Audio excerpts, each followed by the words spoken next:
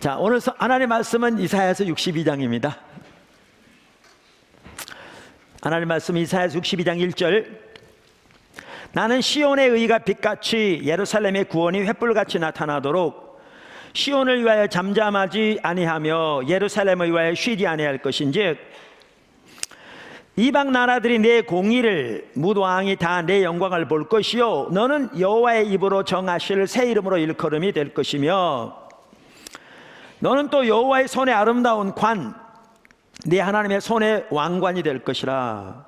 다시는 너를 버림받은 자라 부르지 아니하며 다시는 내 땅을 황무지라 부르지 아니하고 오직 너를 헵시바라 하며 내 땅을 뷸라라 하리니 이는 여호와께서 너를 기뻐하실 것이며 내 땅이 결혼한 것처럼 될 것임이라. 마치 청년이 처녀와 결혼함 같이 네 아들들이 너를 취하겠고 신랑이 신부를 기뻐함 같이 네 하나님이 너를 기뻐하시리라. 예루살렘이여 내가 너의 성벽 위에 파수꾼을 세우고 그들로 하여금 주야로 계속 잠잠하지 않게 하였느니라. 너 여호와로 기억하시게 하는 자들아 너희는 쉬지 말며 또 여호와께서 예루살렘을 세워 세상에서 찬송을 받게 하시기까지 그로 쉬지 못하시게 하라. 아멘. 우리가 주일 낮 시간에 사실 우리가 지금 계속해서 살펴보고 있는 핵심적인 부분이 뭐냐면 이사야 하반부에 약속된 신약의 교회에 주신 십자가 부분의 유업에 대해 살펴보고 있습니다. 그러니까 저는 이 시대에 하나님께서 한국에 있는 모든 교회들 가운데 이사야 하반부에 나오는 신약의 교회에 주신 하나님의 유업, 그 철저하게 십자가 복음에 주어지게 되어 있는데 그 유업을 회복시키는 일을 하고 계시다고 저는 확신하고요. 이것은 단순히 우리나라뿐만 아니라 열방 가운데 마찬가지고요. 또 우리 가운데서 그 놀라운 일들을 하나님께서 행하고 계시다고 저는 확신합니다. 그래서 그 부분을 이렇게 쭉 살펴보고 있는데 그 하나님의 모든 약속과 유업이 우리에게 주어지기 위해서도 그렇고 이사야 하반부에 나오는 신약의 교회에 주신 하나님의 약속이 우리에게 주어지기 위해서도 우리가 해야 할 아주 중요한 일이 어떻게 보면 가장 핵심적인 일이 하나님을 찾는 것입니다. 그게 이사야서 55장에 나오고요. 또 성경 전체에 명백하게 나옵니다. 그래서 우리가 하나님을 찾는 일을 좀 더 잘 하기 위해서 그동안 하나님을 찾는 것에 대해서 몇 달에 걸쳐 살펴보았고요. 너무 감사하게 하나님을 찾는 것에 대한 책이 다 이제 교정 다 끝났고요. 출판 바로 직전이고요. 이제 인쇄만 하면 되게 돼서 아마 곧 나올 겁니다. 다 이제 해진 그 마지막 파이널 그거를 저에게 줘서 저에게 한번 읽어보라고 그랬는데 제가 시간이 있을지 모르겠습니다. 그래서 인쇄만 들어가면 바로 나오게 돼 있어서 인쇄면 3일이면 되거든요. 그래서 아마 12월 이전에는 나올 줄로 믿습니다. 그래서 이렇게 우리가 더 이렇게 주님을 찾는데 도움이 되었으면 좋겠고요. 그 모든 일들은 우리가 주님을 찾는 데 도움이 되기 위한 것이죠. 그래서 우리가 모두가 더 주님 찾는 대로 나갔으면 좋겠습니다. 근데 하나님을 찾는 것과 아울러서 이미 우리가 그 시리즈 때 잠시 언급했습니다마는 하나님의 유업이 우리 가운데 주어지기 위해 하나님의 약속이 우리 가운데 성취되기 위해서 우리가 해야 할 아주 중요한 일 중에 하나가 뭐냐면 기도입니다. 기도입니다. 아까 이렇게 광고 시간에도 나온 것처럼 하나님께서 포도나무 교회 가운데 이렇게 전도의 불을 붙이고 계신 것 같아요. 더. 그래서 수요 전도팀도 그렇고 중고동부는 중고동부대로 청년부는 청년부대로 이렇게 또 오이코스도 그렇고 지난번 우리 초청잔치에도 많은 분들이 왔잖아요. 초청해가지고. 그래서 귀한 일이죠. 이렇게 불이 일어나고 있는 것 같아요. 그래서 하나님께서 우리 가운데 그 불을 더 붙여주셨으면 좋겠어요. 우리 매번 성탄절만 하더라도 우리는 성탄 전야, 올해는 주일인데요. 24일 날 다음 주일 저녁이 성탄 전야인데 성탄 전야에는 우리는 이런 개념을 가지고 여태까지 해왔거든요. 하나님과 이 삼위일체 하나님과 천군 천사들만 관객이고 또 앞서간 믿음의 선배들만 관객이고 우리는 하나님께 오직 예배를 드리는 그러한 이해를 가지고 해왔는데 정말 하나님이 함께 하시거든요. 그래서 올해도 뮤지컬 등 이렇게 정말 귀하게 준비되고 있어요. 근데 아주 그 시간이 또 좋은 게 뭐냐면 이웃을 초청할 수 있는 아주 좋은 기회예요. 그러니까 안 믿는 가족들 또 이웃들 정말 귀한 시간이 될 겁니다. 이제 하나하나의 복음의 메시지가 담겨 있는 너무나 귀한 시간인데, 그래서 여러분 이제 그 각 교구별로 밴드에 올라가 있고 그런데 부지런히 초청하세요. 이렇게 하나님께서 이렇게 전도의 불을 붙이게 해서 감사하고요. 이제 한 가지 또 기도하기 시작하는 것은 더욱더 우리 가운데 기도의 불을 붙여주셨으면 좋겠어요. 그러니까 우리나라에 하나님이 기도의 불을 다시 살리셨으면 좋겠고요. 이렇게 볼 때 여러 교회들 가운데 하나님이 그 일들을 하기 시작하시더라고요. 이렇게 주변을 보아도. 우리 용인시 기독교 총연합회만 하더라도 중보기도에 정말 잘 모이고 있거든요. 목회자들 연합해서. 그래서 이런 일들이 여기저기서 일어나고 있는데 우리 가운데도 하나님께서 이렇게 기도의 불을 더 붙여주셨으면 좋겠어요. 전도의 불이 더 일어나고 있고 기도의 불을 더 붙여주셨으면 좋겠는데, 하나님께서 이렇게 하나님의 약속을 이루실 때 우리가 해야 할 중요한 한 부분이 뭐냐면 바로 기도입니다. 그래서 오늘부터 이제 바로 이 기도에 대해서 몇 달 걸릴지 모르겠지만 그렇게 뭐 2-3개월이 걸릴지 뭐 더 걸릴지 모르겠지만 살펴보기를 원하고요. 이걸 통해서 특별히 이 회복과 부흥을 위한 기도, 이 기도의 불이 우리 가운데 붙을 수 있기를 간절히 소원합니다. 할렐루야. 첫째, 기도의 중요성. 기도의 중요성. 그러니까 하나님의 약속이 우리 가운데서 성취되기 위해 우리가 해야 할 한 가지 중요한 일은 말씀드린 대로 하나님께서 그 약속을 이루어 주시도록 하나님께 우리가 기도하는 것입니다.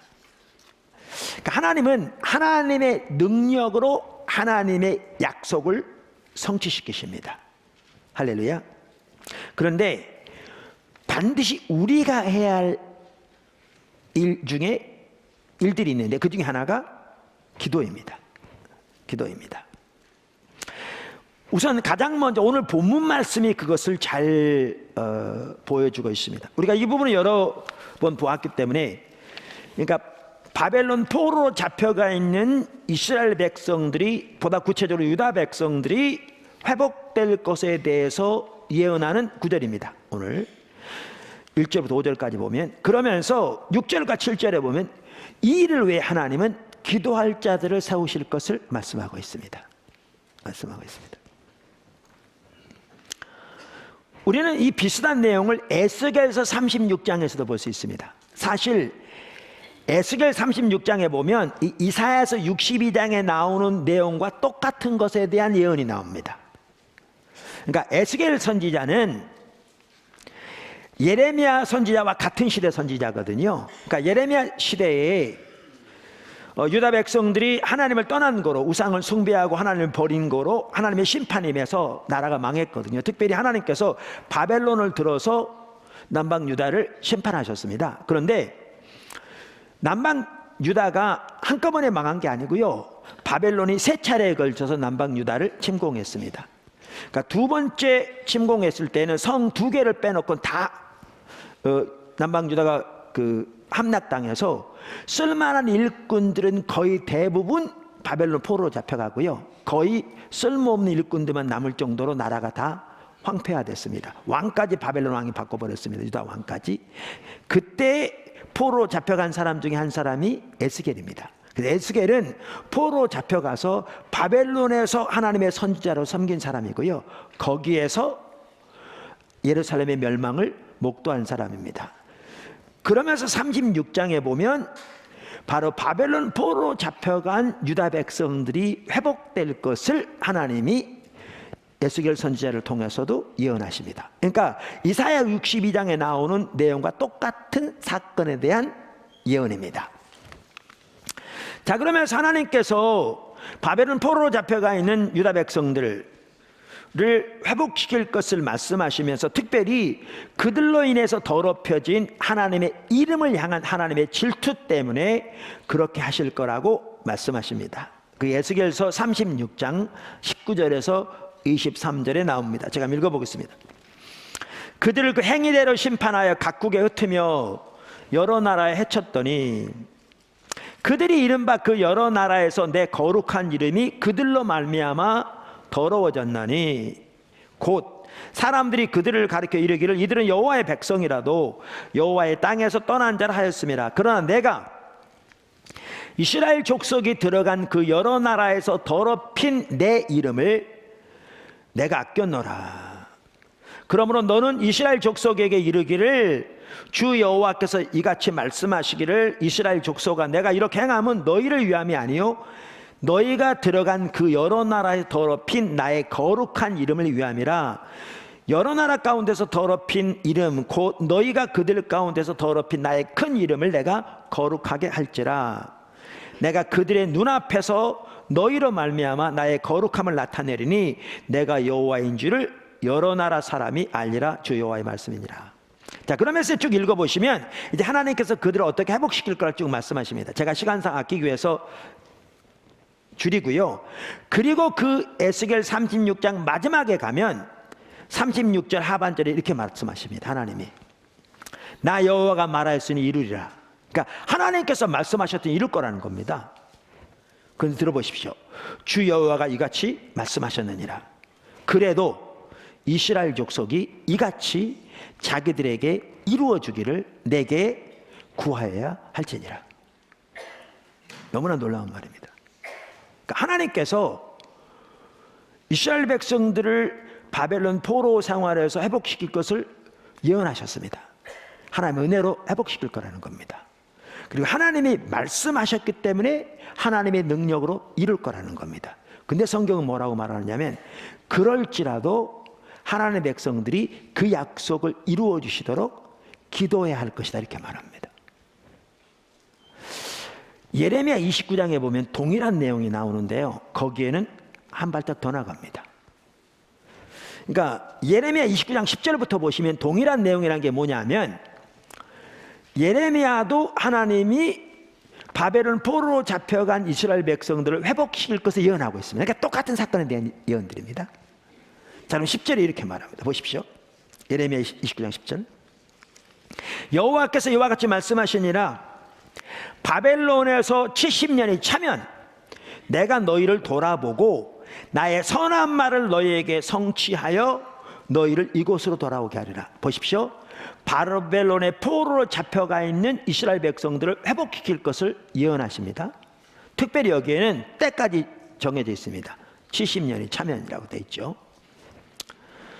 11절. 여호와의 말씀이니라. 너희를 향한 나의 생각을 내가 안 하니 평안이요 재앙이 아니라 너희에게 미래와 희망을 주는 것이니라. 그러니까 하나님의 백성을 향한 하나님의 뜻은 항상 평강이고 생명이고 복이고 희망이고 미래이기 때문에 비록 그들이 하나님을 떠나 하나님을 버린 거로 그들에게 하나님의 심판이 임하지만 그들을 다시 회복시킬 것을 지금 예언하고 있습니다. 할렐루야. 하나님의 사랑과 은혜로 인해 회복시키신 거죠. 그러면서 11절에 이렇게 말합니다. 12절에 너희가 내게 부르짖으며 내게 와서 기도하면 내가 너희들의 기도를 들을 것이요. 여기 보면 동일한 약속을 말씀하시면서 뭐라고 그러냐면 너희들이 내게 부르짖어 기도하면 내가 그 기도에 응답하겠다 이렇게 말씀하고 있습니다.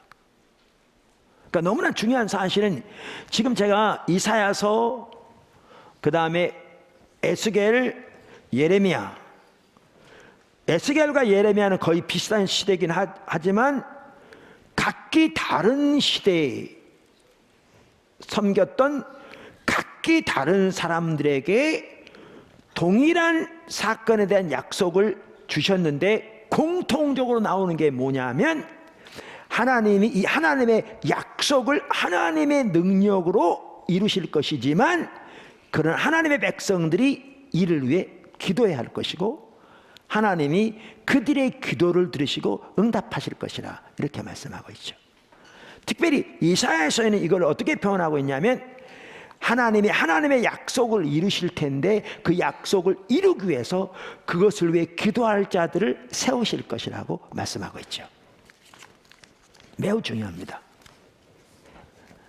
특별히 예레미야 29장에 보면 한 가지를 더 볼 수 있는데 13절 이렇게 말하죠. 너희가 온 마음으로 나를 구하면 나를 찾을 것이요 나를 만나리라. 그러니까 이걸 보면 우리가 하나님께 기도하되 기도의 한 핵심도 하나님을 찾는 것이고, 또 하나님을 찾는 한 핵심적인 방편도 기도고 라는 걸 볼 수 있고, 이렇게 기도하며 하나님께 간구하되 하나님을 찾으면 14절에 이것은 여호와의 말씀이니라 나는 너희들을 만날 것이며, 그럼 하나 우리를 만나 주시면 이제 너희를 포로된 중에서 다시 돌아오게 하되 내가 쫓아보내었던 나라들과 모든 곳에서 모아 사로잡혀 떠났던 곳으로 그곳으로 돌아오게 하리라. 그러니까 회복시킬 거라, 약속하신 대로 성취하실 거라, 그 말씀이죠. 자, 이처럼 하나님의 약속이 우리 가운데 성취되기 위해서 우리가 해야 할 매우 중요한 한 가지 요소는 바로 그 약속을 이루어 주시도록 우리가 하나님께 기도하는 겁니다. 특별히 하나님께서 이사야 하반부에 나온 놀라운 유업을 이 시대에 회복시키고 계신데, 이 시점에서 우리가 해야 할 핵심적인 한 가지 요소가 뭐냐면 이 뜻을 이루어 주시도록 하나님께 간구하는 것입니다. 그래서 우리 가운데 기도의 불을 붙여주시길 간절히 소원하는 거죠. 더 나아가서 우리나라 가운데 하나님께서 기도의 불을 다시 회복시켜 주실 것을 간절히 우리가 갈망하는 거죠. 할렐루야. 자, 두 번째, 하나님께서 일하시는 패턴. 하나님께서 일하시는 패턴. 그러니까 성경에 보면 기도와 관련해서 하나님께서 일하신 하나의 패턴이 있는 걸 볼 수 있습니다. 이게 반복적으로 나옵니다. 하나님께서 일한 일을 이루실 때마다 나옵니다. 뿐만 아니라 2000년 교회사를 보면 동일한 일이 2000년 동안 일어났던 걸 볼 수 있습니다. 그리고 우리가 이 패턴을 보면 기도의 중요성을 볼 수 있고요, 특별히 우리가 이 시점에서 어떻게 해야 될 것인가를 명확하게 볼 수 있습니다. 자, 그러면 성경에 나오는 하나님께서 일하시는 패턴을 요약하면 다음과 같습니다. 첫째, 하나님은 하나님의 때 하나님의 일을 이루십니다. 이 내용은요, 제가 쓴 중보기도라는 책에 있습니다. 제가 이 시리즈를 마치면 그 중보기도 책을 보완해서 낼 겁니다. 그러면 이제 다시는 쓸 필요가 없겠죠. 첫째는 하나님은 하나님의 때 하나님의 일을 이루십니다. 둘째, 하나님의 때가 되면 하나님은 하나님의 뜻을 이루시기 위해 기도할 자들을 세우십니다. 하나님의 때가 되면 하나님은 하나님의 뜻을 이루시기 위해 기도할 자들을 세우십니다. 셋째, 그들이 하나님의 약속을 붙잡고 하나님의 뜻을 이루어 주시도록 밤낮으로 하나님께 간절히 기도합니다. 그들이 하나님의 약속을 붙잡고 하나님의 뜻을 이루어 주시도록 밤낮으로 하나님께 간절히 기도합니다. 넷째, 하나님께서 그들의 기도를 들으시고 하나님의 능력으로 하나님의 뜻을 이루십니다. 하나님께서 그들의 기도를 들으시고 하나님의 능력으로 하나님의 뜻을 이루십니다. 내가 속기사도 하는데 그렇게 빨리 말하면 어떡하느냐 그럴 수 있는데 제가 다시 말할 테니까요. 자, 첫째, 하나님은 하나님의 때에 하나님의 일을 이루십니다. 이게 아주 중요합니다. 하나님은 주권자 하나님이십니다. Sovereign God. 그러니까 하나님은 주권적인 하나님이기 때문에 하나님의 일을 하나님의 때에 하나님의 방법으로 하십니다. 그러니까 하나님이 주권자라는 말 속에는 그게 포함되어 있습니다. 다시 말합니다. 하나님은 주권자 하나님이기 때문에 하나님의 일을 하나님의 때에 하나님의 방법으로 하십니다. 그래서 성경에 보면 하나님은 하나님의 일을 하나님의 때에 하십니다. 하나님의 때. 그러니까 출애굽 사건만 하더라도 이것은 구속사에서 핵심적인 사건이잖아요, 그죠? 구속사에서 핵심적인 사건인데 그 출애굽 사건만 하더라도 그것은 하나님께서 하나님의 때에 이루신 사건이었습니다. 하나님의 때. 사실 하나님은 아브라함 때부터 그 일이 언제 일어날지를 정확하게 말씀하셨습니다. 아브라함 때부터. 그러니까 창세기 15장 13절 14절에 보면 하나님께서 아브라함에 이렇게 말씀하셨죠. 여호와께서 아브라함에게 이르시되 너는 반드시 알라. 내 자손이 이방에서 객이 되어 그들을 섬기겠고 그들은 400년 동안 내 자손을 괴롭히리니 그들이 섬기는 나라를 내가 징벌할지며 그 후에 내 자손이 큰 재물을 이끌고 나오리라. 보십시오. 400년 애굽에서 있은 후에 나올 거라고 성경에 써 있습니다. 아브라함 때부터. 사도행전 7장에 보면 스데반이 유대인들 앞에서 복음을 전하면서 한 말로도 똑같이 나옵니다. 사도행전 7장 17절. 하나님이 아브라함에게 약속하신 때가 가까움에, 어떤 때가요? 하나님이 약속하신 때가 가까움에 이스라엘 백성이 애굽에서 번성하여 많아졌더라. 그러니까 이걸 보면 출애굽 사건만 하더라도 하나님의 때에 일어난 사건입니다. 할렐루야. 자, 그러면 이사야 하반부에 나오는 약속 중에 한 핵심이 바벨론 포로 생활에서 이스라엘 백성들이 회복될 것에 대한 약속인데, 그거요, 하나님의 때에 일어난 것입니다. 그러니까 하나님은 예레미야에게 혹은 예레미야를 통해서 언제 이스라엘 백성들이 바벨론에서 회복될 것인가를 이미 말씀하셨습니다. 이미 말씀하셨습니다.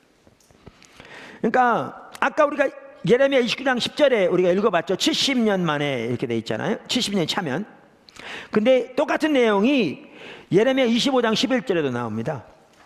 그래서 이 모든 땅이 폐허가 되어 놀랄 일이 될 것이며 이 민족들은 70년 동안 바벨론의 왕을 섬기리라. 보십시오. 70년 딱 써 있습니다. 성경에. 인류의 구속을 위해 고난의 종이신 메시아가 이 땅에 오신 정말 구속사에서 가장 핵심적인 사건, 이거요, 하나님 때에 일어났습니다. 하나님 때에. 그래서 갈라디아 4장 4절 이렇게 말하죠. 때가 참에 하나님이 그 아들을 보내사 여자에게서 나게 하시고 율법 아래 나게 하신 것은, 실로 그때는 하나님의 때였습니다. 전 세계가 로마의 지배 아래에 있어서 모든 길은 로마로 통했습니다. 그 길을 따라 복음이 온 세계로 전파될 수 있었습니다. 또한 안정된 로마의 통치 아래서 복음이 안정되게 퍼질 수 있었습니다. 또한 전 세계 언어가 헬라어로 통일되어 있어서 복음이 쉬운 헬라어로 전 세계로 전파될 수 있었습니다. 아무튼 성경은 뭐라고 말하고 있는가 하면 하나님의 때가 되었을 때 하나님이 메시아를 이 땅에 보내셨다, 이렇게 말씀하고 있습니다. 2000년 교회사에 나타난 하나님의 부흥만 하더라도 그렇습니다. 로이드 존스 목사님의 부흥책에 보면 그분도 이렇게 말합니다. 하나님의 부흥만큼 주권적인 하나님의 역사가 강력하게 드러난 사건이 거의 없다. 이 말은 하나님의 부흥도 하나님의 때에 온다는 겁니다. 우리가 하나님의 부흥을 가져올 수 있는 게 아니라는 겁니다. 그래서 그건 주권적인 하나님의 역사다. 자, 그래서 성경에 보면, 그리고 2000년 교회사를 보아도 하나님의 일은 하나님께서 하나님의 때에 이루십니다. 할렐루야. 매우 중요합니다. 자, 두 번째, 하나님의 때가 되면 하나님은 하나님의 뜻을 이루시기 위해 기도할 자들을 세우십니다. 이게 핵심입니다. 이게 핵심입니다.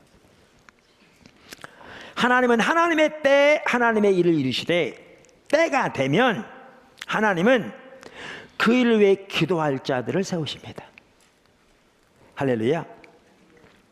우리가 아까 살펴봤던 그 사건들을 보아서도 우리는 그 부분을 명확하게 볼 수가 있습니다. 자, 출애굽 사건 보십시오. 자, 하나님의 때에 이루셨습니다. 그랬는데 하나님의 때가 되었을 때 하나님이 하신 일이 뭔지 아십니까? 환경을 흔드셨습니다. 왜 환경을 흔드시는지 아십니까? 기도하게 하기 위해서. 이따 제가 종합적으로 간단히 이렇게 정리할 텐데요. 여러분, 중요한 것을 여기서 보셔야 합니다. 하나님의 때가 되면 하나님이 기도할 자들을 세우시는데 어떤 방법으로 기도할 자들을 세우시는가를 보는 게 중요합니다. 그거 왜 중요하냐면 그러한 일들을 만약에 우리 가운데 하고 계신다면 혹은 내 삶 가운데 하고 계신다면 우리는 하나님이 내 삶 가운데 우리 가운데 무슨 일을 하고 계신가를 보아야 되기 때문에 중요합니다. 이게 아주 중요합니다. 이걸 보아야.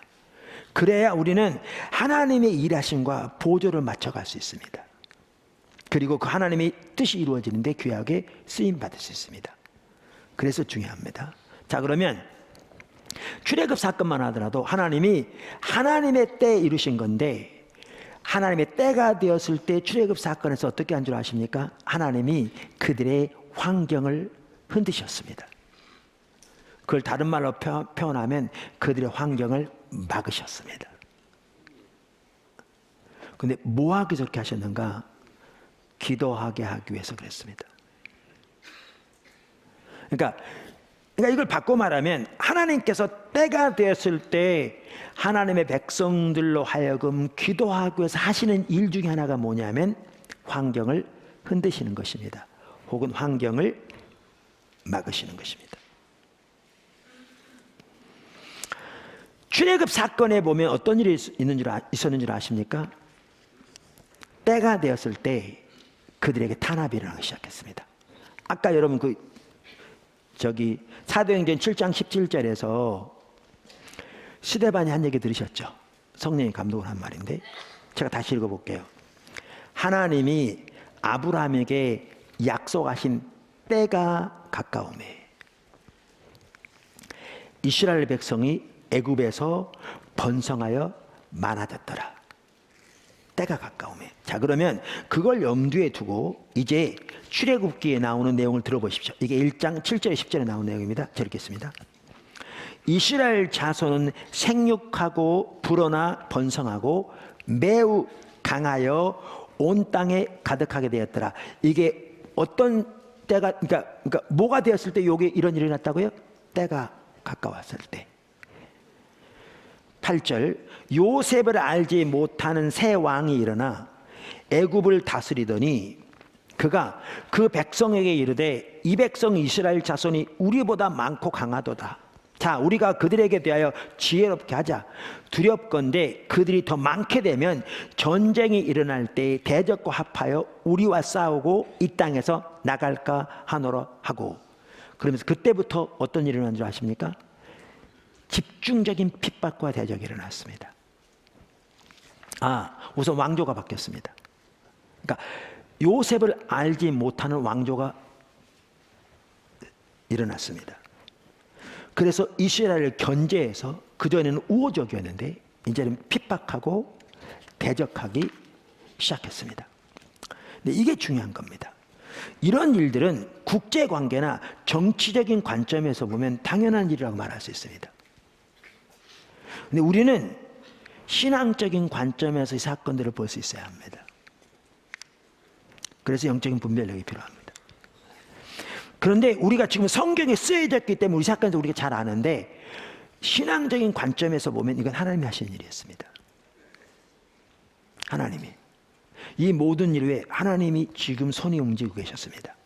하나님 환경을 흔드시고 계셨습니다. 하나님 환경을 막고 계셨습니다. 왜?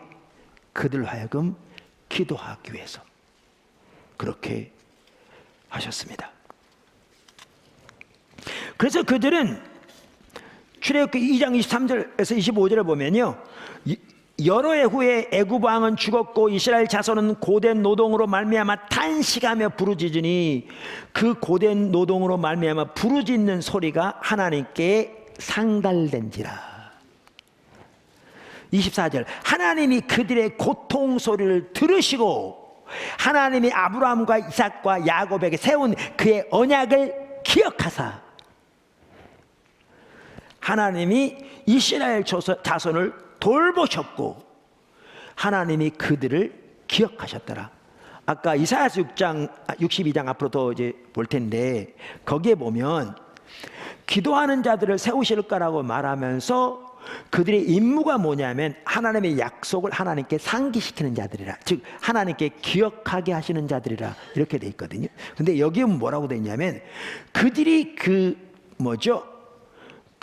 억압적인 환경으로 인해서 하나님께 부르짖을 때 하나님께서 그 소리를 들으시고 아브라함과 이삭과 야곱에게 하신 약속을 기억하셨다, 이렇게 돼 있어요. 그리고 출애굽기 3장에 모세 앞에 하나님 나타나시는데 하나님 뭐라고 말씀하셨냐면 저들의 소리를 듣고 저들의 우고를 알고 내가 내려왔다, 이렇게 말씀하고 있어요.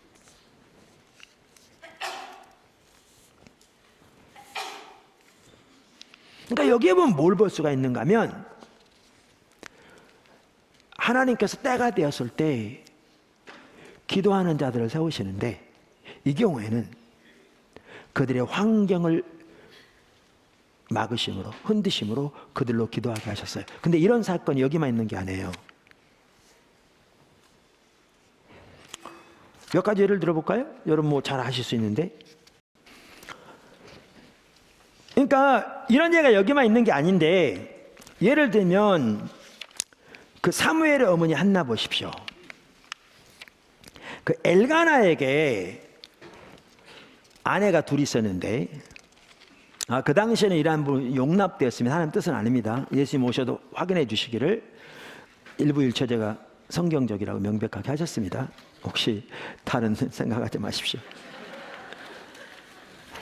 어떤 분들은 불륜을 향하면서 괜히 아브라함 갖다 대고 그러는데, 네, 옳지 않습니다.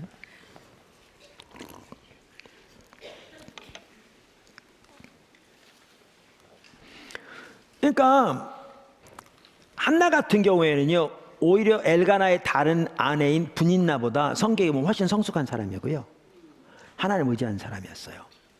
신앙이 좋은 사람이었다고요. 근데 어떤 일이 있었느냐? 아이를 낳지 못했어요.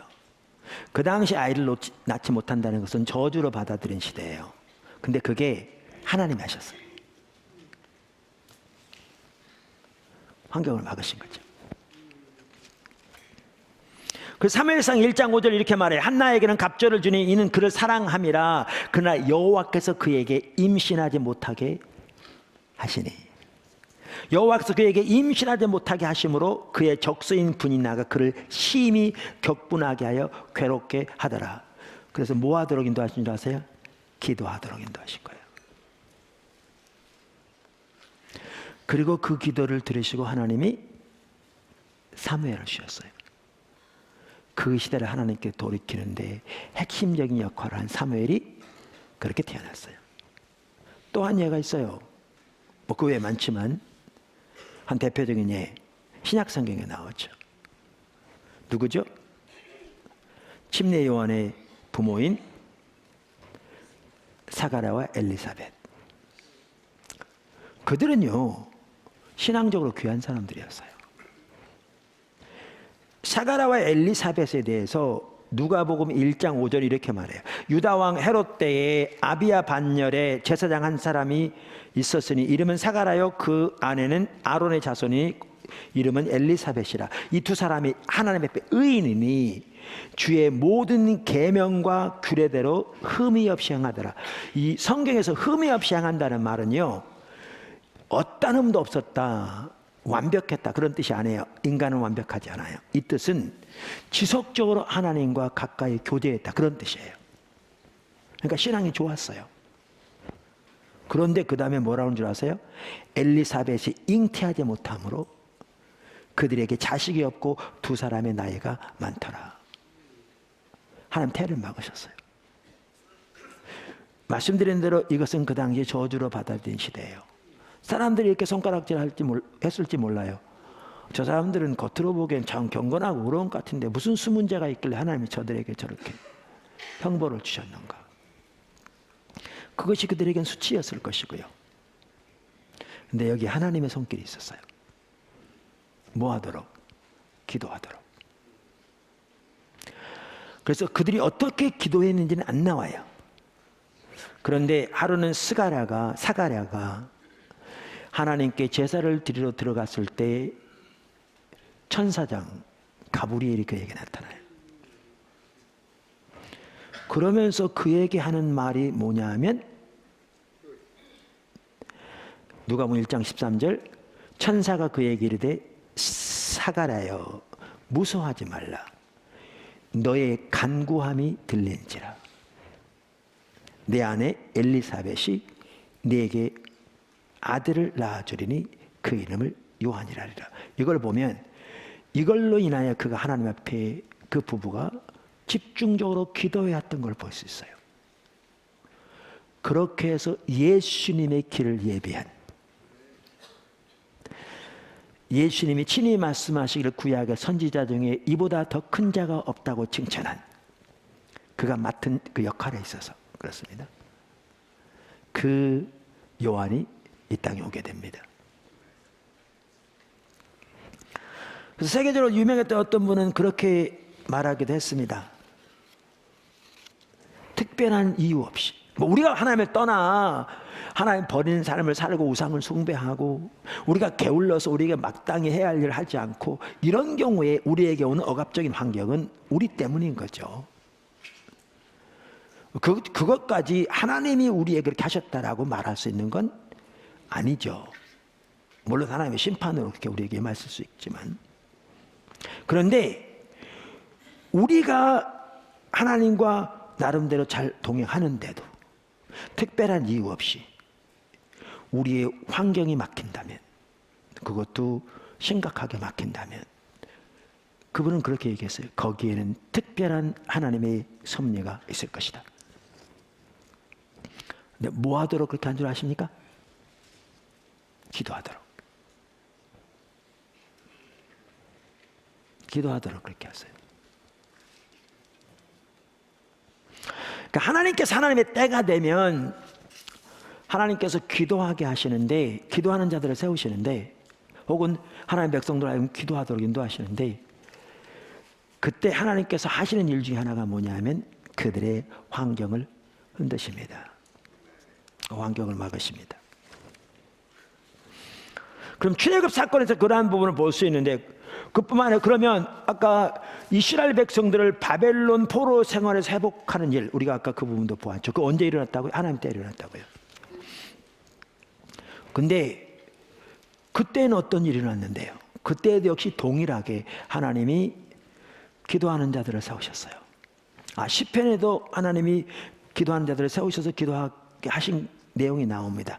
근데 그 대표적인 한 인물이 누구냐? 다니엘입니다. 다니엘. 어디에 나옵니까? 다니엘서 9장에 나옵니다.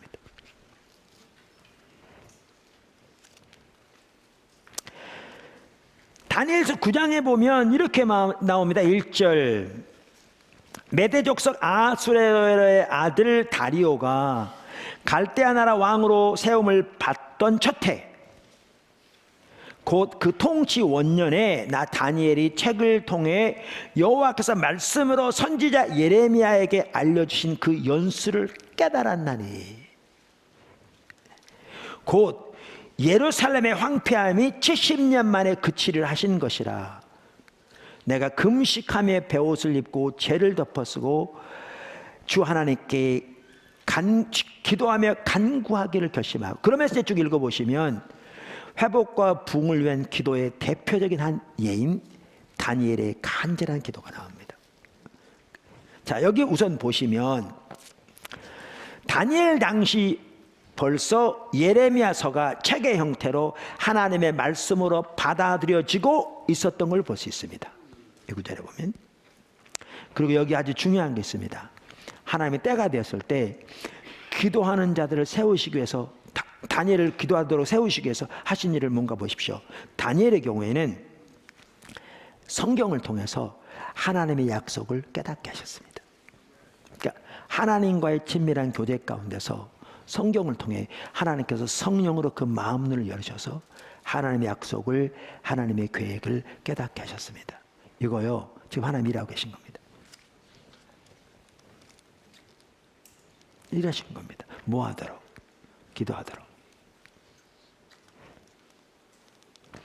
그리고 다니엘이 간절한 기도로 나갑니다.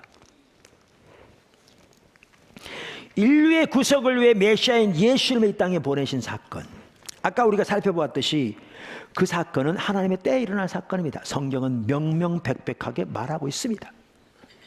그런데 여러분, 하나님이 하나님의 때가 되었을 때 뭐 한 줄 아십니까? 하나님이 그걸 위해 기도할 자들을 세우셨습니다.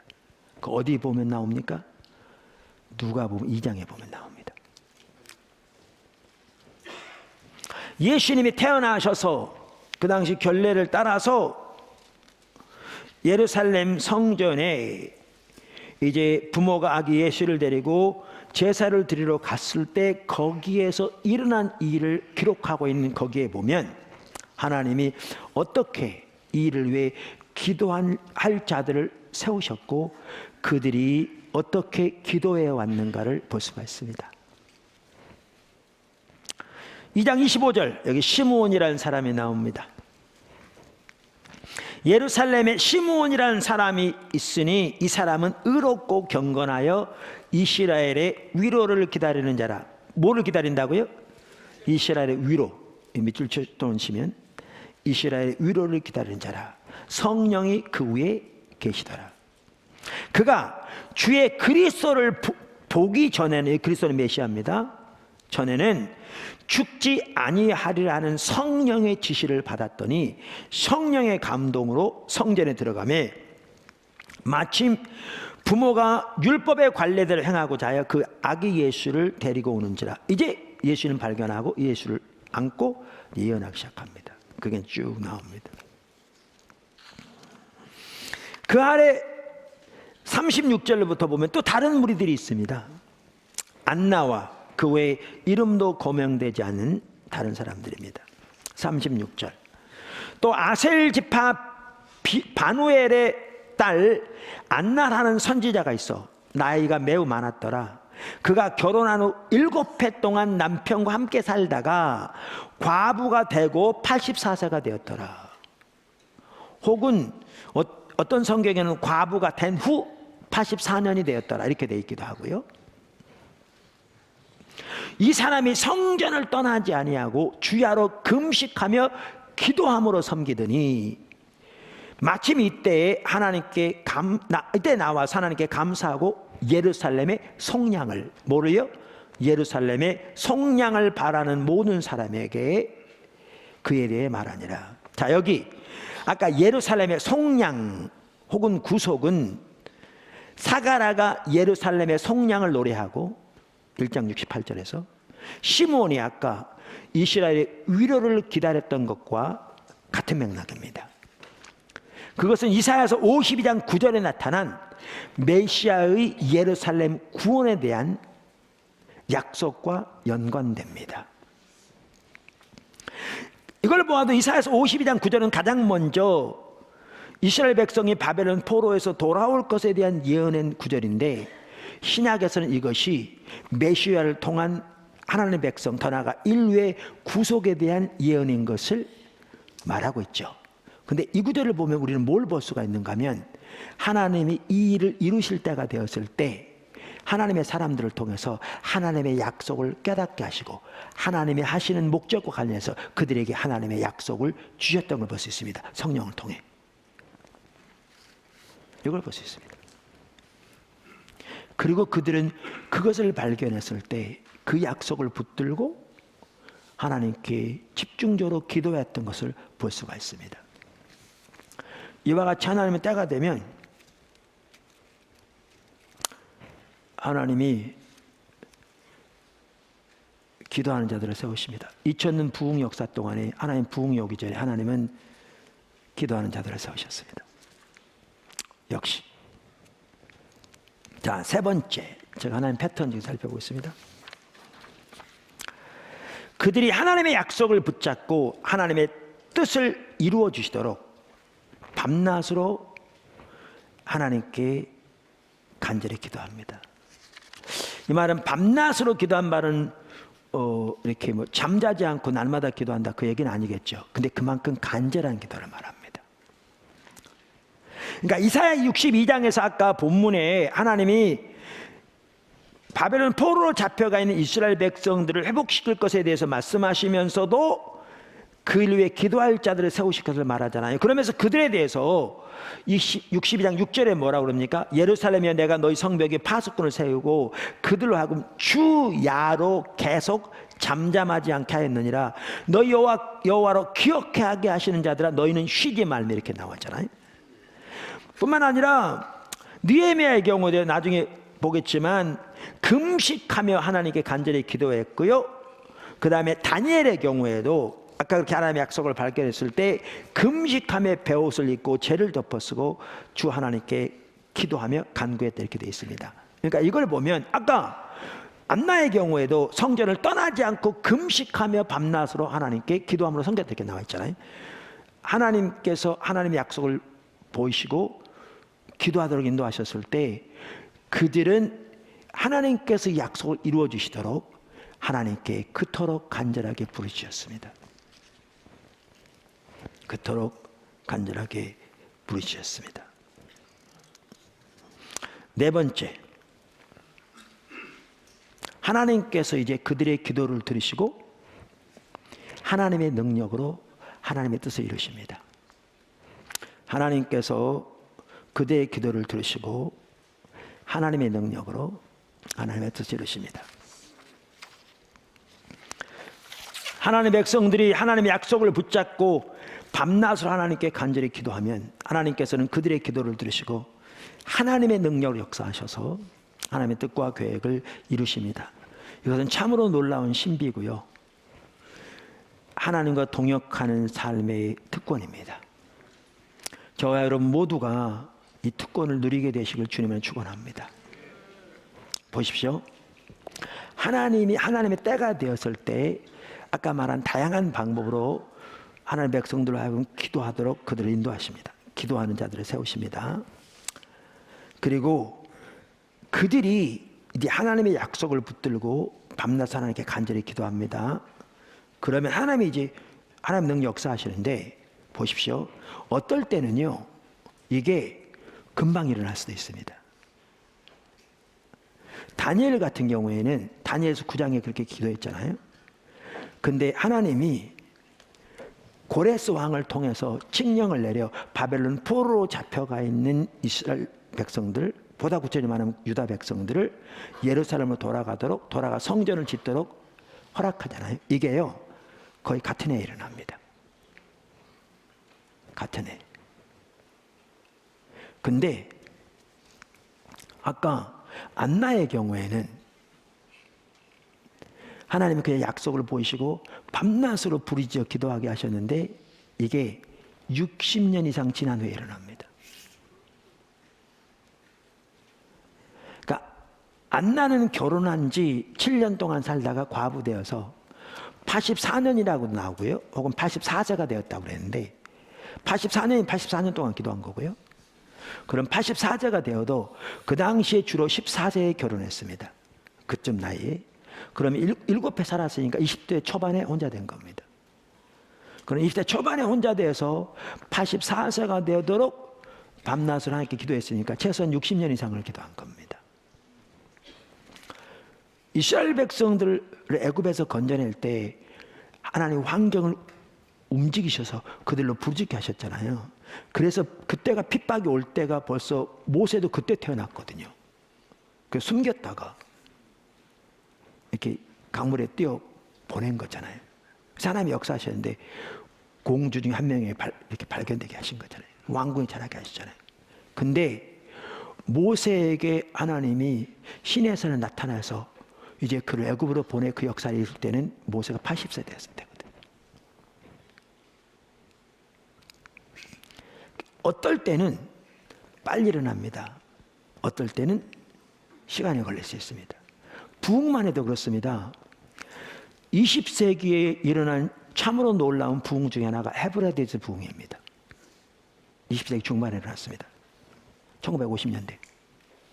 정말 놀라운 부흥이었습니다.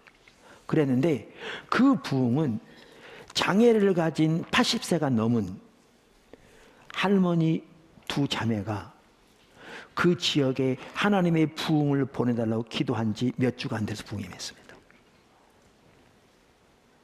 근데 에반 로버츠 같은 경우에 그 평양 대부흥 같은 데는요 장대인 교회에서 그 지역의 교회 대표들이 그 동가 대표들이 모여서 일주일 동안 성회를 했는데 이거 가지고는 도저히 성이 안 차서 이대로 돌아갈 수는 없다고 그래서 일부 성도들이 남아서 밤새도록 철야하는 중에 그날 새벽에 부흥이 됐습니다. 근데 에반 로버츠 같은 웨일즈 부흥의 주역으로 쓰임 받았던 에반 로버츠 같은 경우에는 13살 때부터 13년 동안을 웨일즈에 하나님이 부흥을 보는 시대로 기도했고, 그가 26살이 되었을 때 하나님 부흥이 임했습니다. 이처럼 어떤 때는 금방 올 수도 있고요, 어떨 때는 시간이 걸릴 수도 있습니다. 또 어떨 때는 하나님이 기도하는 그 사람을 사용할 수 있습니다. 성경에 나온 느헤미야 같은 경우에, 그러니까 그 경우죠. 아까 제가 느헤미야 경우는 그냥 넘어갔는데 앞으로 또 살펴볼 것이고요. 느헤미야는 아닥사스다 왕 때 술 맡은 관원장으로 나름대로 이방 나라에 출세했던 사람인데 신실한 하나님의 사람이었죠. 그의 형제 중 한 명이 예루살렘을 다녀왔는데 예루살렘 성문은 무너져 있고 성문은 불타 있고 성벽이 무너진 채로 도시 전체가 폐허 가운데 있는 걸 깨닫고 하나님의 이름으로 일컫는 하나님의 도성, 하나님의 백성이 폐허 가운데 걸 깨닫고 하나님과 자기들 처지를 인식한 거죠. 그래서 예레미야 1장에 기도로 나갑니다. 하나님이 우리를 중보기도로 인도하는 한 핵심적인 방편이 뭐냐, 기도하도록 인도하신 게 우리의 마음을 열어 하나님의 관점에서 우리가 처한 영적인 상태를 깨닫게 하십니다. 너무나 중요한 일입니다. 로이드 존스 목사님은 이러한 일이 일어나지 않으면 부흥에 어떤 소망도 없다고 이렇게 말합니다. 그리고 하나님의 모든 부흥의 첫 번째 단계는 바로 이 현실에 대한 인식, 하나님의 관점에서 자신들의 처지를 보는 것이죠. 그래서 느헤미야 1장에 나오는 느헤미야의 기도가 나옵니다. 대표적인 예입니다. 회복과 부흥을 위한 기도예요. 제가 이거를 회복과 부흥을 위한 기도라고 이렇게 이제 이름을 정하려고 합니다. 이렇게 많은 혼동돼서. 그런데 이 기도로부터 시작해서 그것이 계기가 되어 아닥사스다 왕에 의해서 총독으로 예루살렘 파송되고요. 그가 돌아가서 예루살렘 성을 중건하는 일을 감당합니다. 그러니까 그의 경우에는 하나님이 그를 통해서 일하셨습니다. 아까 시몬과 안나, 그들은 때로는 60년 동안 간절히 기도했습니다. 근데 메시아가 오신 것은 마리아를 통해서 역사하셨습니다. 부흥을 보더라도 웨일즈 부흥이요, 아까 말했는데 그게 짧게, 그러니까 이랬습니다. 하나님께서 강력하게 역사하셨는데 웨일즈 부흥 때는 은사들이 강력하게 나타났거든요. 그래서 학자들 중에 많은 사람들은 1906년에 있었던 오순절 부흥도 웨일즈 부흥의 여파라고 봐요. 그러니까 어떤 부흥은 평양 대부흥 같은 경우는 성령 은사는 강력하게 안 나타났어요. 외부적인 은사들. 그러니까 부흥 때마다 달라요. 그러니까 우리 어느 하나를 기준으로 삼을 수 없어요. 달라요. 그때만 달라요. 그런데 웨일즈 부흥 때는 은사들이 강력하게 나타났어요. 근데 에반 로버츠 같은 경우에는 신학적으로 잘 준비되지 않은 사람이라 많은 공격을 받았어요. 그래서 그가 뒤로 물러서 버렸어요. 그러면서 웨일즈 부흥은 2년밖에 지속이 안 됐어요. 그런데 그 부흥의 여파는 어마어마했어요. 그 부흥의 여파로 인도의 부흥이 왔고요, 평양의 부흥이 왔고요, 중국의 부흥이 왔고요. 학자들 의견이 많다면 로스앤젤레스 아주사 거리에 오순절 부흥도 그 여파로 왔어요.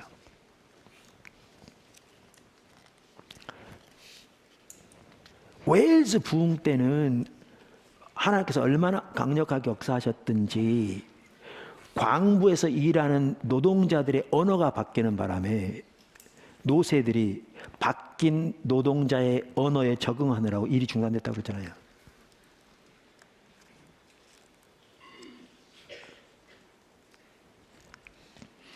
그런 일도 일어났어요.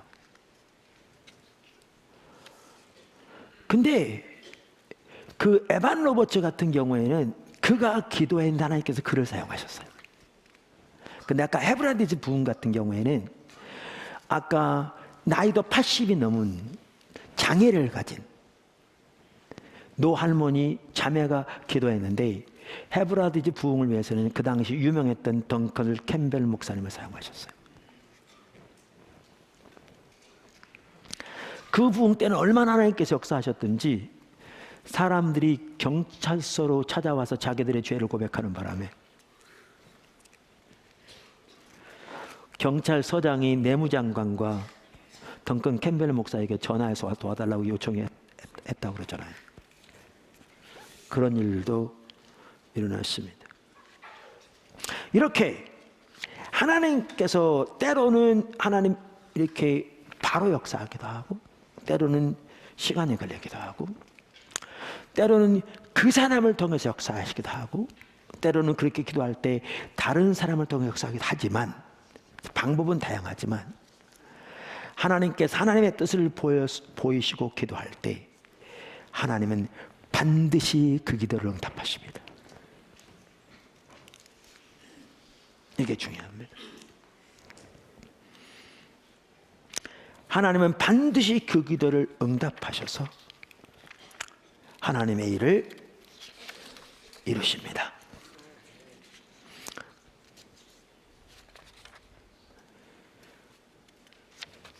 그러니까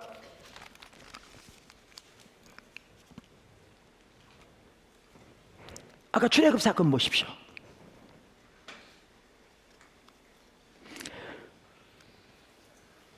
이스라엘 백성 애굽에서 하나님 건져내신 거 이미 이루신 거잖아요. 그런데 성경은 그 사건을 하나님이 그들의 기도를 듣고 응답하신 거라고 말하고 있습니다. 출애굽기 3장 6절, 아까 하나님이 모세 앞에 임하셔서 하신 말씀입니다. 6절부터 이렇게 말하죠. 또 이르시되 나는 내 조상의 하나님이니 아브라함의 하나님이 이삭의 하나님이 야곱의 하나님이니라.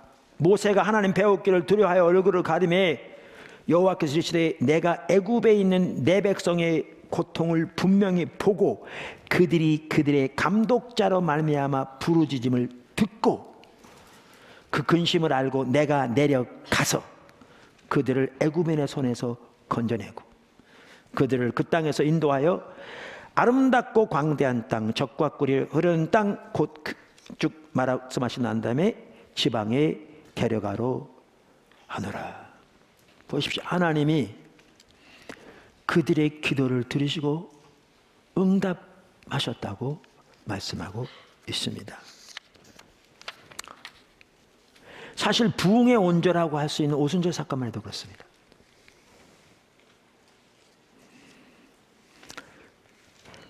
하나님께서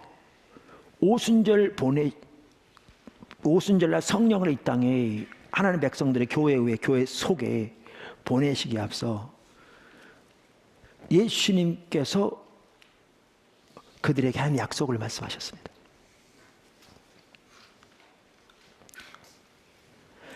그래서 누가복음 24장 47절, 또 그의 이름을 죄사함을 받게 한 회개가 예루살렘에서 시작하여 모든 족속에게 전파될 것이 기록되었으니 너희는 이 모든 일의 증인이라. 볼지어다 내가 내 아버지께서 약속하신 것을 너희에게 보내리니 너희는 위로부터 능력으로 입혀질 때까지 이 성에 머물라 하시니라. 누가복음의 속편이라고 할 수 있는 사도행전 1장 4절에서 예수님이 이렇게 말씀하셨습니다. 사도와 함께 모이사 그들에게 분부하여 이르시되 예루살렘을 떠나지 말고 내게서 들은 바 아버지께서 약속하신 것을 기다리라. 요한은 물로 침례를 베풀었으나 너희는 몇 날이 못되어 성령으로 침례를 받으리라 하셨느니라. 그러면서 1장 8절, 오직 성령이 너희에게 임하시면 너희가 권능을 받고 예루살렘과 온 유대와 사마리아와 땅끝까지 이르러 내 증인이 되리라 약속하셨고요. 사도행전 1장 14절에 보면 이제 120명이 마리아와 예수님의 그 동생들, 어깨 따지면 동생이 아니지만 그 동생들과 더불어 함께 간절히 기도했다 이렇게 말합니다. 그러면서 더불어 마음을 같이하여 오로지 기도에 힘쓰니라 이렇게 되어 있습니다. 어떤 학자들은요, 이렇게 말합니다. 자, 우선 오순절은 구속사전 사건입니다. 이건 하나님의 때에 임한 겁니다. 아까 말씀드렸습니다. 하나님의 일은 하나님의 때에 임한다고요. 그래서 어떤 학자들은 이렇게 말합니다. 이건 하나님의 때에 하나님이 이루신 일이다. 기도했기 때문에 응답하신 게 아니다. 하나님의 일은 전적인 하나님의 은혜로 하신다. 만약에 기도를 강조하려고 했으면 모여서 기도하라고 그랬지 기다리라고 왜 그랬겠냐, 이렇게 말합니다. 그 말이 전혀 틀린 말은 아닙니다. 근데 틀린 말이기도 합니다. 무슨 말이냐, 오순절이요 구속자적인 사건입니다. 하나님의 때에 이루신 사건이고요, 전적인 하나님의 은혜로 되어진 사건입니다. 우리의 기도의 공로 때문에 역사하신 사건이 아닙니다. 하나님의 모든 사건 하나님의 은혜로 하신 겁니다. 출애굽도 그렇고 예수 모신 것도 그렇고. 근데 한 가지 강구한 게 있습니다. 하나님은 하나님의 때가 되면 기도할 자들을 세우십니다. 기도할 자들을 세우시기에 그들에게 하나님의 약속을 보이시기도 하고 하나님의 계획을 알리시기도 하고 하나님의 관점에서 자신들의 처지를 깨닫기도 하고 인식하기도 하시고 그 환경을 흔드시기도 하고 성경을 통해 하나님의 약속을 깨닫기도 하십니다. 그리고 그들이 기도할 때 하나님은 그 기도를 들으시 역사하십니다. 이게 성경입니다.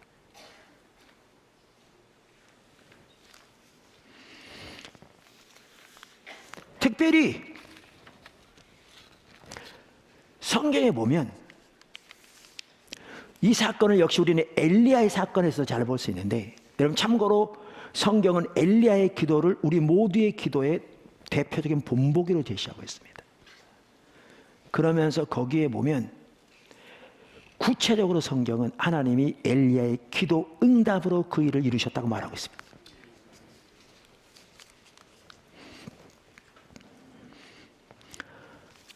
이스라엘 백성들의 타락한 죄 때문에 그리고 우상 숭배 때문에 하나님께서 엘리야를 아합에게 보내서 비를 내리지 않게 하겠다고 말씀하셨습니다. 그로부터 3년 동안 비가 오지 않았으면 잘 압니다, 여러분. 3년 이상의 가뭄이 있은 후에 하나님이 비를 내리려 하셨습니다. 잘 들으십시오. 엘리야가 기도했기 때문에 비가 온 게 아니었습니다. 하나님이 비를 내릴 때가 되어서 비를 내린 겁니다. 항상 하나님은 하나님의 때에 일을 이루십니다. 그래서 열왕기상 18장 1절에 이렇게 말하죠. 많은 날이 지나고 3년에 여호와의 말씀이 엘리야에게 임하니라. 가라사대 너는 가서 아합에게 보이라. 내가, 지금 하나님 하신 말씀입니다. 내가 지면에 비를 내리리라.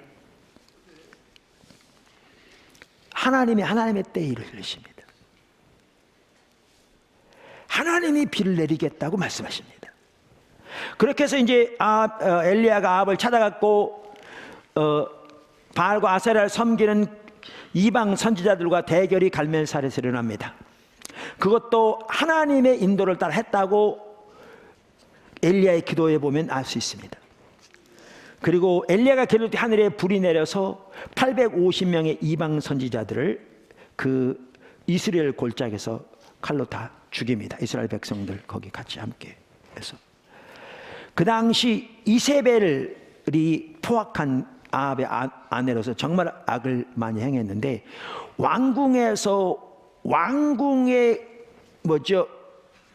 테이블에서 먹는 이방 선지자의 숫자가 최소한 850명이었으니까 오늘날만 청와대에서 먹고 사는 이방 종교의 제사장들의 숫자가 최소한 850명이었으니까 얼마나 타락했는가를 보시죠. 그들을 처단했습니다. 그 다음에 엘리야가 아합에게 이렇게 말합니다. 41절 엘리야가 아합에게 이르되 올라가서 먹고 마셔서 큰 비의 소리가 있나이다. 이 빗소리요 모든 사람이 들은 게 아니고 엘리야에게 들린 겁니다. 지금 비가 다가오고 있는 걸 깨닫게 하신 거죠. 아까 비를 내리겠다 그랬는데 다가오는 깨닫게 하신 겁니다. 자, 이때 엘리야가 어떻겠습니까? 우리 같으면 이제 다 됐죠. 하나님 하시겠다고 그러고 지금 비가 다가오고 있잖아요. 그런데 엘리야는 그렇게 안 했습니다. 기도했어요. 그 약속을 붙잡고 간절히 기도했죠.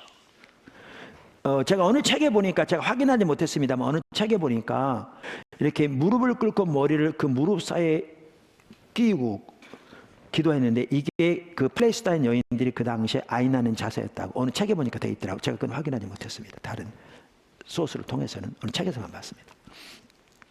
그러니까 그만큼 간절한 기도를 말한 거죠. 자, 이렇게 나옵니다.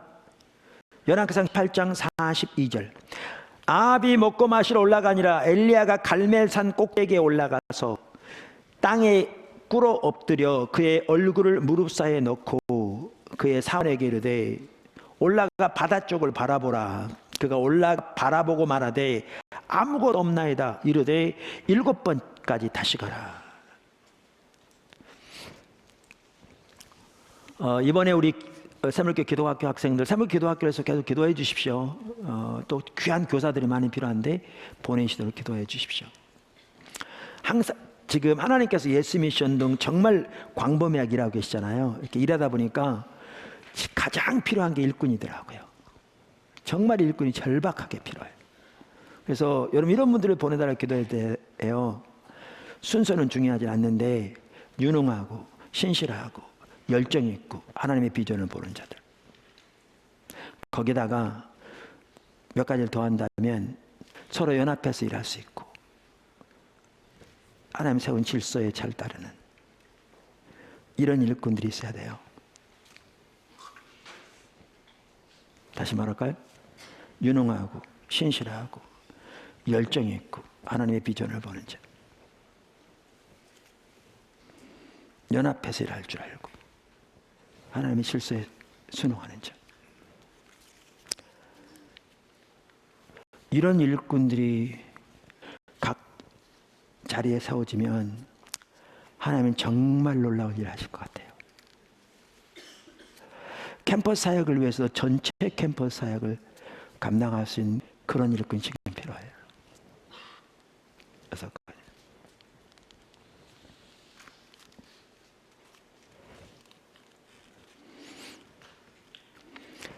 그래서 새물교 기도학교에서도 그런 일꾼들이 필요해요. 더 많은 일꾼들이. 이번에 새물교 기도학교 아이들, 우리 학생들이 한 팀은 사도 바울의 발자취를 따라서, 한 팀은 예루살렘 성지, 또 다른 팀들은 다른 곳에 이렇게 귀하게. 제가 보기에는 부모들이 평생 동안 못한 일을 우리 기도학교 학생들 학교 다니면서 다 하는 것 같아요. 근데 아마 지금 성지순례 팀들 아마 한국 도착했을지 잘 모르겠는데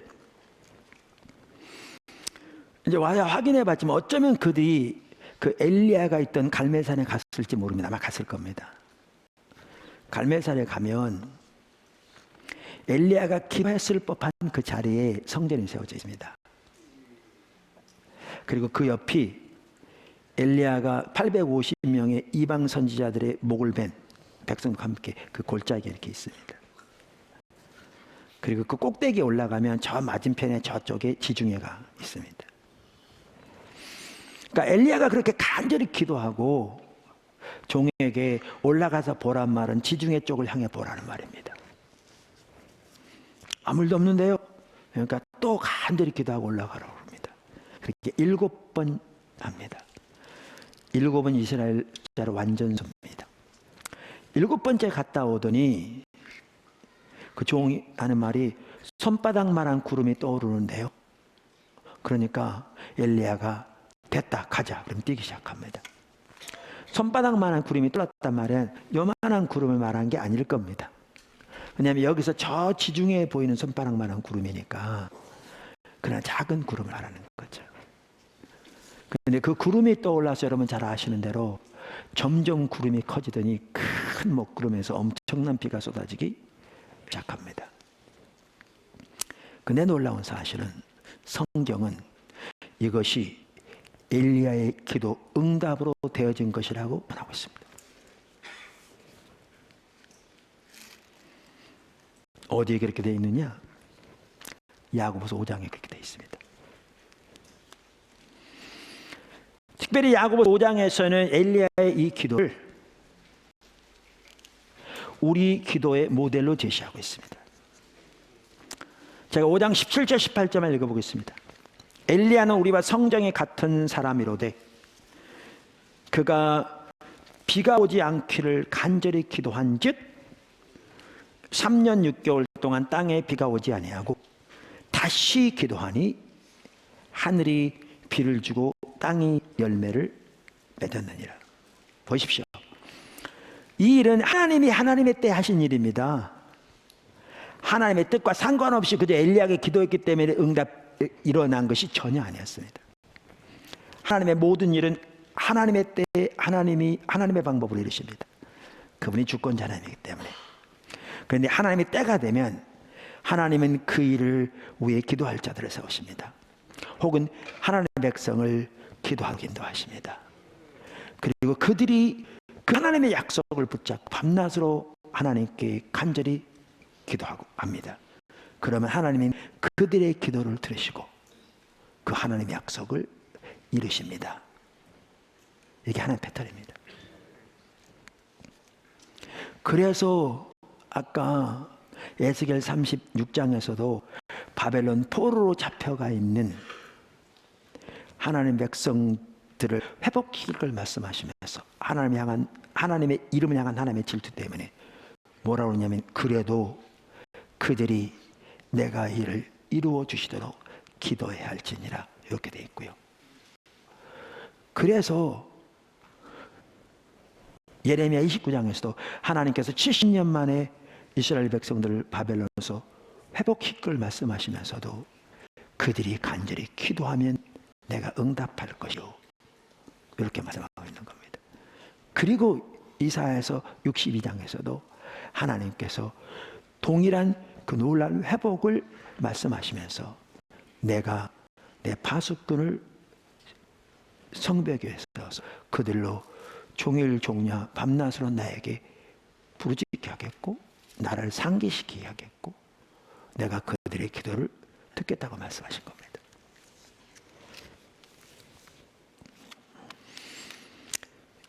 우리는 여기에서 하나님께서 중보 기도자들을 세우시는 몇 가지 방법을 보았는데요.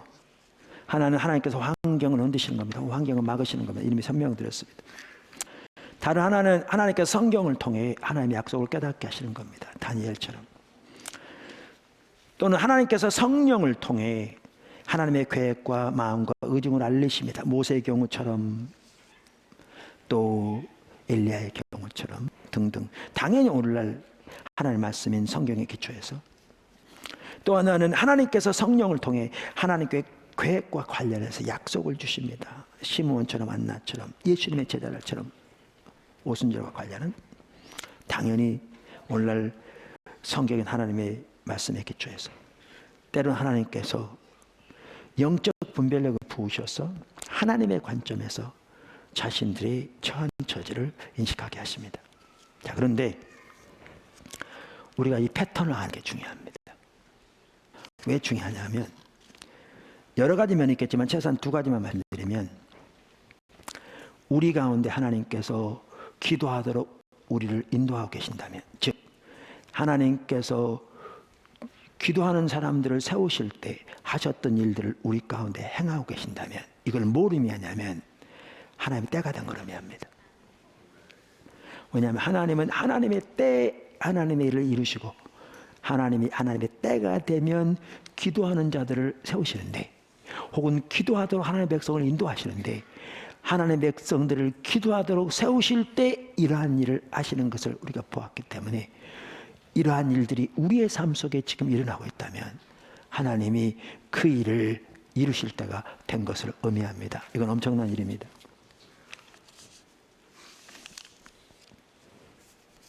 엄청난 일입니다.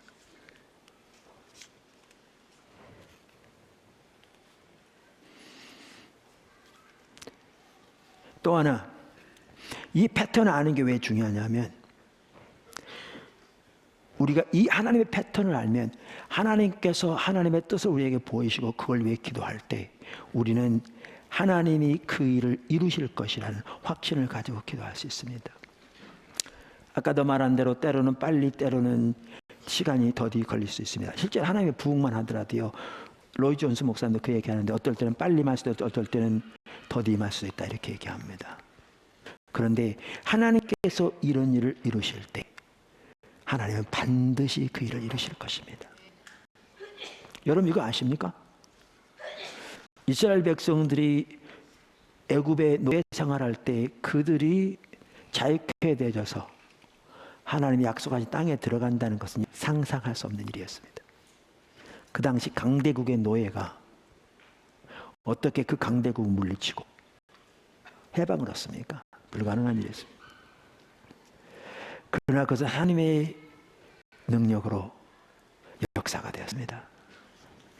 바벨론 포로로 잡혀가 있던 이스라엘 백성들이 역시 그들이 회복되어 그 나라로 돌아가서 독립된다. 그 당시 불가능한 일이었습니다.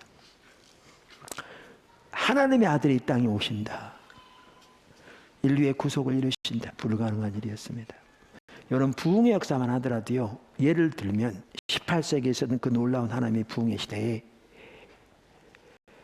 요한 웨슬리를 통한 부흥이 영국에 임하기 전에 영국 상황을 보면요. 그 상황에서 하나님의 부흥이 임해서 그 나라가 바뀌는 것은 누가 보아도 불가능한 일이었습니다. 근데 그 일들이 일어났습니다. 우리가 이전에 살펴봤듯이 예언은 역사가 되고 역사는 예언이 된다고 말했잖아요. 하나님께서 애굽의 노예로 팔려가 있는 이스라엘 백성들이 회복될 것이라는 것은 예언이었습니다. 근데 하나님이 이루셨을 때 그것은 역사가 되었습니다. 근데 그 역사는 오는 다른 사건에 대한 예언이게 됐습니다. 바벨론 포로로 잡혀가 있던 이스라엘 백성들이 회복될 것은 성경의 예언인데 그것은 역사가 되었습니다. 근데 그 역사는 다른 사건, 예수님이 예를 들면 메시아를 통한 인류의 구속에 대한 예언이게 됐습니다. 이 성경에 나온 사건들은 다 예언이었는데 하나님이 하나님 말씀대로 역사하셔서 지금은 역사가 되었습니다. 근데 그것은 오늘날의 우리에게 주시는 하나님의 말씀에 기초한 하나님의 약속에 대한 예언이기도 합니다. 하나님께서 이 시대에 이사야 하반부 이웃과 관련해서 정말 놀라운 일을 하고 계십니다. 여러분에게 하나님의 계획이 보였고 하나님의 말씀에 기도했어요. 하나님의 향하심이 보였고 하나님의 의중이 보였다면 하나님은 여러분을 하여금 기도하라고 지금 부르시는 겁니다. 그러니까 하나님께서 이 엄청난 일을 하실 때 우리가 해야 할 중요한 한 가지 일이 뭐냐? 그 약속을 붙들고 기도하되 간절히 기도하는 겁니다. 그래서 제가 말씀드린 게 그거예요. 하나님의 약속은 하나님의 때에 하나님의 능력으로 이루실 겁니다. 약속하신 대로. 근데 문제는 우리 편에서 해야 할 게 핵심은 하나님 찾는 것이고 또 한 핵심이 그 뜻이 이루어지도록 기도하는 것이고 그리고 다른 하나가 얼굴 없는 사랑의 섬김이라고요. 이 일은 그렇게 잘하고 있습니다. 얼굴 없는 사랑의 섬김. 포도나무께 정말 잘하고 있습니다. 이 두 가지 일을 우리가 더 집중적으로 해간다면 하나님은 반드시 하나님의 일을 이루실 것입니다. 그래서 아까 제가 광고 시간에 말씀드린 대로 하나님께서 우리 가운데 지금 전도의 불을 붙이고 계셔서 너무 감사하다고요. 교회 가운데 그게 있어야죠. 우리가 회복과 부흥을 말하면서 전도에 대한 열정이 없다면 문제가 있겠지요. 그래서 너무 감사하고 그런데 우리에게 또 하나 불을 붙여주시기를 간절히 사모하는 것이 그래서 기도에 불을 붙여주기 원하는 겁니다. 하나님께서 우리 가운데 바로 그 기도의 불 하나님의 약속을 붙들고 하나님의 뜻을 하나님께서 이루어 주시도록 하나님께 간절히 부르짖는 그 기도의 불을 우리 가운데, 우리 모임 가운데, 우리 가정에서, 우리 모여서 기도하는 가운데 더 붙여주시기를 간절히 소원하고 기도합니다. 기도하겠습니다.